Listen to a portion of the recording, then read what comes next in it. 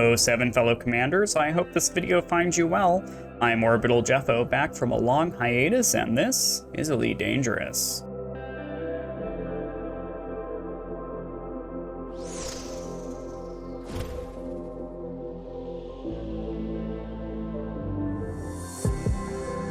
Elite Dangerous is a deep, galaxy-spanning game with many intricacies and nuances throughout its various game loops. So whether you're new to the galaxy or a veteran commander, here are 5 tips or tricks you may not know about in Elite Dangerous.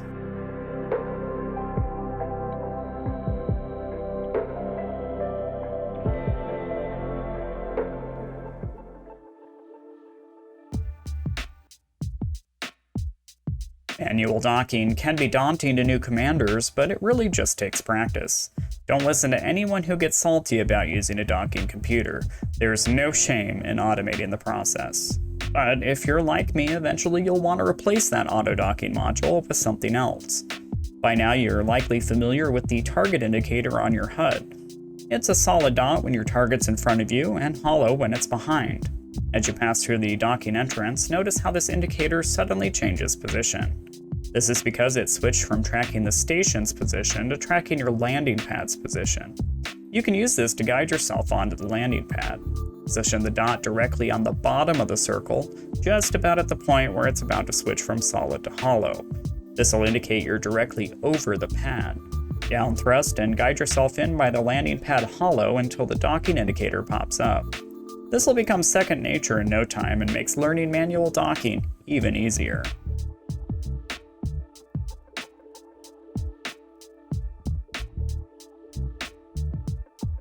But what happens when you're visiting those smaller orbital stations with only 1 or 2 smaller medium-sized pads and all the pads are full? Docking request denied. NPC ships are programmed to clear the landing pad when you've been denied a docking request. Sometimes, though, instancing issues and multiple pads mean they don't always immediately comply, and you're left wishing for another way to tell them to buzz off. In this case, simply target an individual NPC ship that's occupying the pad or hangar you want and request permission again. That NPC will immediately begin undocking. Once the pad resets, just send another request and you're in. Deploying hardpoints also works to let them know that you mean business, but other human commanders, on the other hand, may not be so easily persuaded.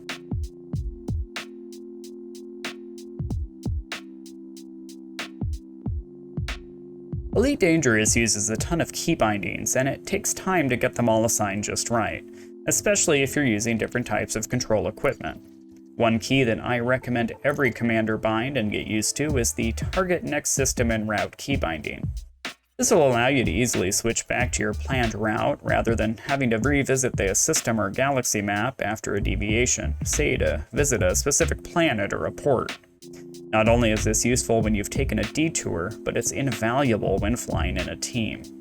You see, multiplayer teams, or wings as they used to be called, have a long-standing glitch, where if one of your teammates enters or exits supercruise, your ship switches to their team signal, even though you still have your navigational target up on the canopy. Now this can cause you to miss your drop point at your destination because your ship is still calculating your teammate's distance instead of your target's. Using the Target Next System and Route key will actually reselect your navigational target and deselect your teammate.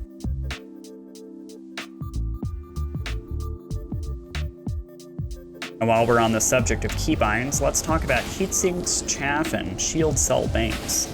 These can be critical pieces of equipment to use during tense moments of combat when time is of the essence.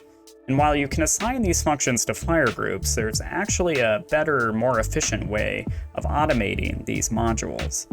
Now this isn't a big deal if you only have one module, but you'll notice how limiting this can be when you have more than one of each.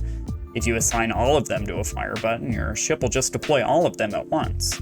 Your ship also doesn't automatically switch to the next one when one module runs out of ammo. That fire button just then becomes unusable. You could also assign them to different fire buttons, but this gets quite cumbersome in the heat of battle, especially when you need quick access to heat sinks in anti-Xeno combat, for example. Now, a better way is to assign a keybind to deploy heatsink under cooling, and use chaff launcher or use sealed cell under miscellaneous ship keybinds. Using this keybind instead will fire one module at a time, evenly depleting the ammo from each module. Just leave these unassigned in your fire groups and use the keybinds instead. You'll see these modules on the edges of your display instead of under your fire groups. Heatsink deployed. Heatsink deployed.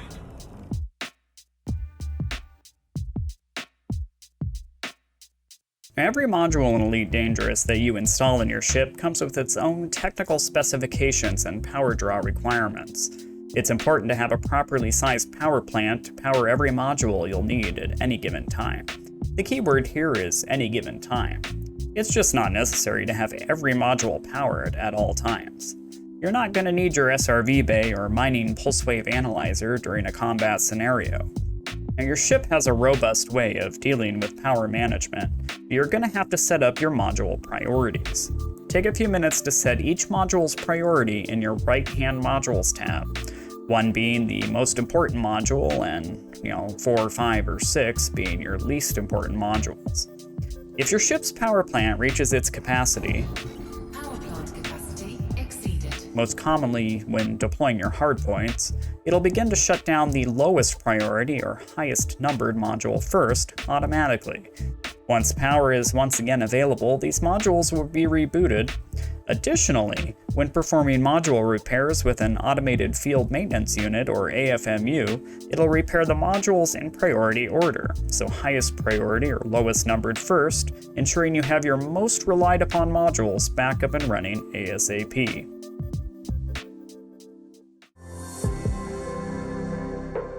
Now, this list is hardly exhaustive of all the little intricacies within Elite Dangerous, but that's where we're going to leave it for today. If you have a lesser known tip, please be sure to leave it in the comments below so others can benefit from it. I hope I've been able to share something with you that you can use while you're out there flying. Please also consider dropping a like if you feel that I've earned it today. It does greatly help my channel.